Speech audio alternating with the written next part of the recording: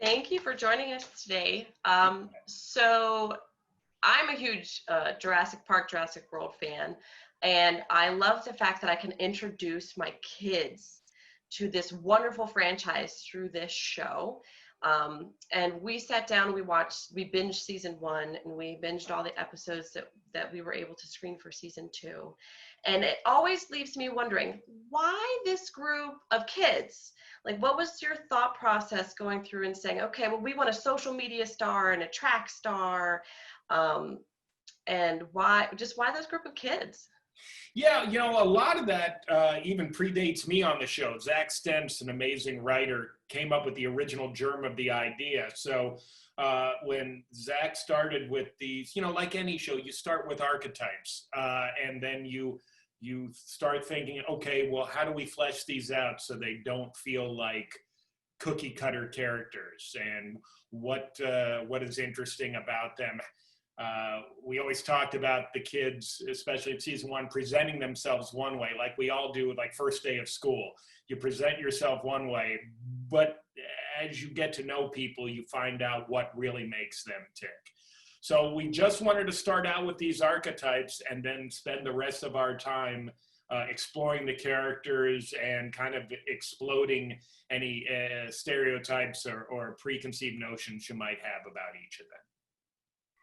So as we were watching season one and season two, I had my kids write down questions that they would have for you. And my 5-year-old wants to know what your favorite dinosaur is.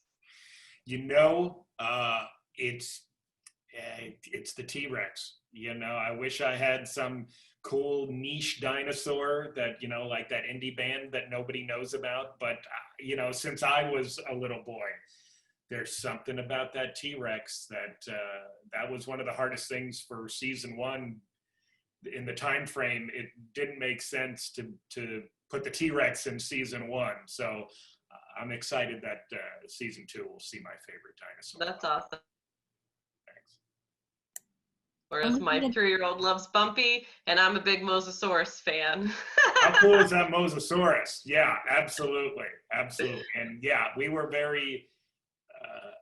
I don't know if we were expecting the type of love Bumpy ended up getting, but we sure love her. So it's nice to see that other folks are responding to her too. So we know from season one that the show ties into Jurassic World. As we see them at the park, everything's fine and dandy, and then all of a sudden stuff just, starts going down the tube and stuff like that. Yeah. Do you hope that the show, if it keeps going, gets to delve more into some of the other movies and to coordinate into some of the other movies that have come out from the Jurassic World franchise? Yeah, 100%. It's tricky because the opening of Fallen Kingdom takes place 6 months after Jurassic World, and then the bulk of the movie is 3 years after. So, we've got to, we are a canon show, so we have to stick within the timeline. But yeah, if we would go on, I would love to see more interaction and more Easter eggs. And the more we can weave our show into the fabric of the Jurassic universe, I just think it's a more rewarding and a rich experience for the whole franchise as a whole. Yeah, I think that if my kids years from now saw a Jurassic World movie going, oh my gosh, those characters were in Camp Cretaceous, would be amazing. That would be spectacular. Would love to see that. So you had mentioned previously that the T-Rex is your favorite dinosaur. And we know how iconic it is to see that T-Rex up there roaring in any of the Jurassic Park or Jurassic World movies. But what other aspects from the movies did you know you absolutely had to have in the show? Well, we really wanted to hit all of it that we could, the terror and the awe and the excitement and the chills and the real stakes. I think that was going in.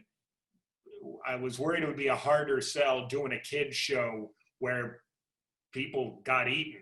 But, if they don't, then it doesn't really it just waters the whole thing down. So yeah, real stakes, I think, is the thing that I was most gratified that we were able to keep, especially with an animated show for kids.